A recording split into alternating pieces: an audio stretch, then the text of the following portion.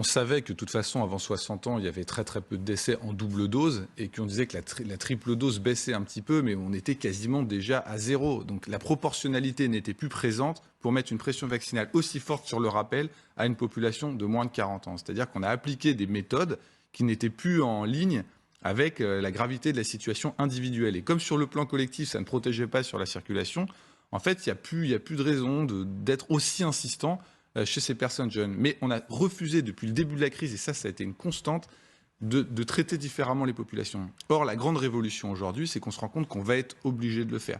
Mais la question qu'on pourrait se poser, c'est pourquoi pendant 2 ans, on n'a pas voulu accepter que ce virus, c'est un virus qui concernait la population très âgée, et on a voulu systématiquement englober toute la population dans la crise pandémique, avec une espèce de théorie qui était, si on ne met pas tout le monde, il n'y a pas de solidarité entre les gens. Mais ça n'a pas de sens. Je veux dire, en médecine, il n'y a pas de solidarité. Vous prenez le traitement qui correspond à votre risque personnel, sauf si jamais votre comportement joue sur le comportement des autres, chose qui a été mise à défaut à partir de l'été 2021. Donc il y a une espèce de continuation de cet esprit englobant tout le monde.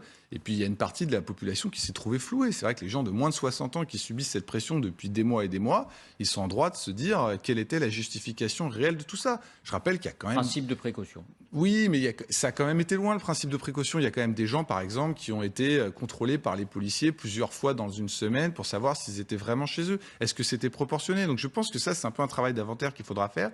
C'est-à-dire, est-ce que toutes les choses qui ont été faites et qui ont quand même été assez violentes étaient justifiées par des données, et est-ce que la preuve qu'on avait était suffisante pour arriver à de telles solutions? Et moi, je pense que c'est ça qu'il faut se poser comme question, parce que les gens ont le droit de demander des comptes après avoir accepté à peu près tout ce qui s'est passé pendant 2 ans sous l'égide d'un principe de précaution et d'une situation catastrophique.